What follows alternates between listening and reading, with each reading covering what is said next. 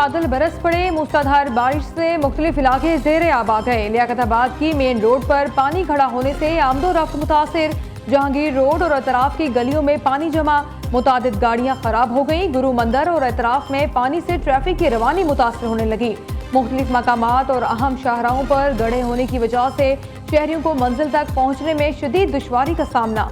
नाजिमाबाद में school van गड्ढे में फंस गई।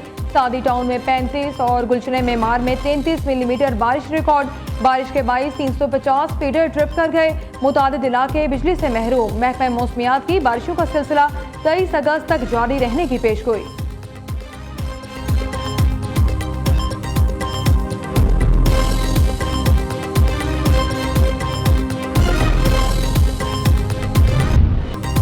खैबर पख्तूनख्वा में लैंडस्लाइडिंग और सैलाबी रेलों की तबाहकारियां जारी। सैकड़ों घर मुकम्मल तबाह, दर्जनों सड़कें और पुल बह गए। दिलोवाड़ी में क्लाउड बर्स्ट में अब तक 13 लाशें निकाली गईं। मलबे तले दबे दीगर अफराद को निकालने के लिए 7 excavator, 6 ambulances, 2 rescue vehicles, rescue 1122, पाक फौज और TMA के एहलकार ऑपरेशन में मसरूफ। एबटाबाद, गलियात, मरी, छांगला गली में भी लैंडस्लाइडिंग, राबता सड़कें बंद हो गई। अमरीका और चीन का पाकिस्तान में सैलाब से बड़े नुकसानात पर इजहार अफसोस। अमरीकी सफारतखाने ने कहा, हमारी दुआएं और हमदर्दियां सैलाब से मुतासरा खानदानों के साथ हैं।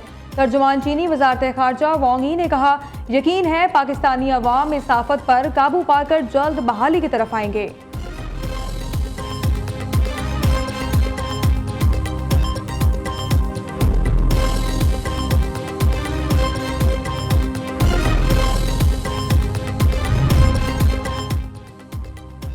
जिला गजर की तहसील यासीन में क्लाउड बर्स्ट, सैलाब ने तबाही मचा दी। कई घराने सैलाब की नजर।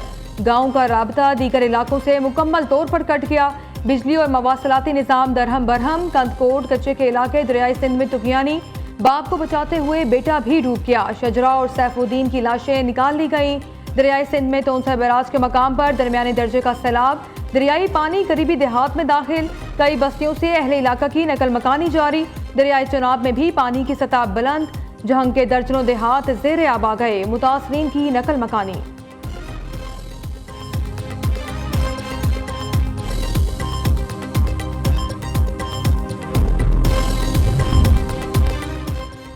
खैबर पख्तूनख्वा में हालिया सैलाबी सूरत हाल में पाक फौज का रिलीफ ऑपरेशन जारी। शांगला और बुनेर में पाकिस्तान आर्मी के इंजीनियर्स कोर की इमदादी कार्रवाइयाँ।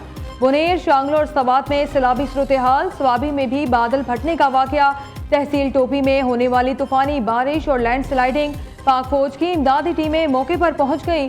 पाक फौज मुश्किल की इस घड़ी में पख्तून अवाम के साथ खड़ी है।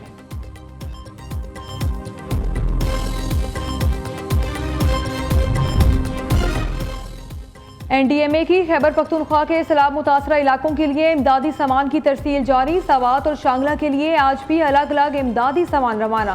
खैमे, कंबल, generator, D watering pumps, ration bags और अद्वियात इमदादी सामान में शामिल। इमदादी सामान मुतालिका जिले इंतजामिया के हवाले किया जाएगा।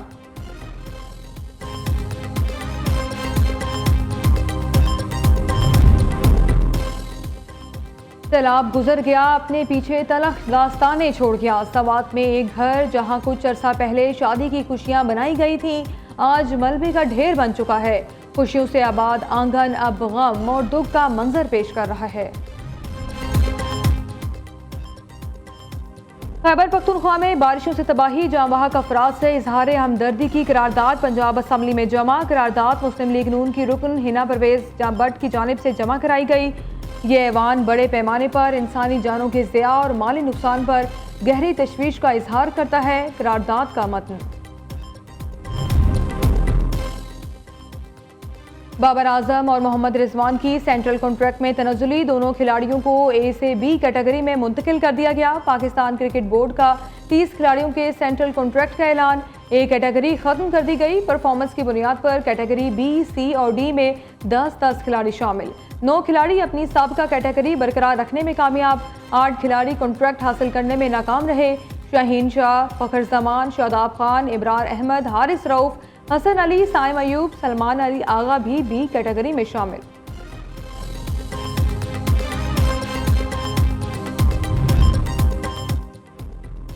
इस्लामाबाद, रावलपिंडी और गिरदोनवाह में जल्जले के झटके। रेक्टर स्केल पर जल्जले की शिद्दत 5.2, गहराई 190 किलोमीटर रिकॉर्ड की गई। जल्जले का मरकज हिंदुकुश अफगानिस्तान था। जल्जले के झटके पेशावर और खैबर पख्तूनख्वा के दीगर इलाकों में भी महसूस किए गए। सिंध-तास मुआहदे को मुअत्तल करना पाकिस्तान के लिए रेड लाइन है। भारत यकतरफा तौर पर सिंध-तास मुआहदे को मुअत्तल नहीं कर सकता।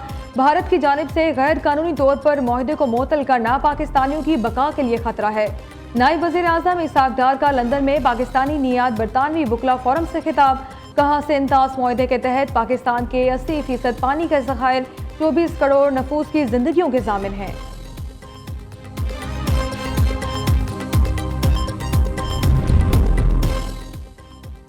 वज़ीर आला पंजाब का दौरा जापान मरियम नवाज आज टोक्यो में मसरूफ दिन गुजारेंगी। National central park, global health medicine, Japan institute of health security का दौरा करेंगी।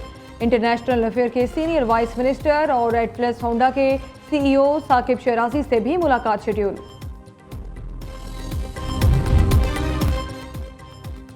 पाकिस्तान स्टॉक एक्सचेंज में जबरदस्त तेजी, नया रिकॉर्ड बन गया। इंडेक्स में 1119 पॉइंट्स का इजाफा। KSE 100 इंडेक्स तारीख की बुलंद तरीन सतह 1,49,316 पर ट्रेड कर रहा है।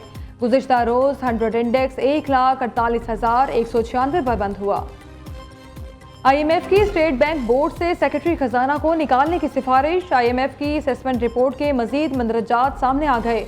ज़राए के मुताबिक IMF का स्टेट बैंक में 2 डेप्यूटी गवर्नर्स की खाली असामियां भी फौरी पुर करने पर जोर। विफाकी हुकूमत का कमर्शियल बैंकों के मुआयने का इख्तियार खत्म करने की भी सिफारिश।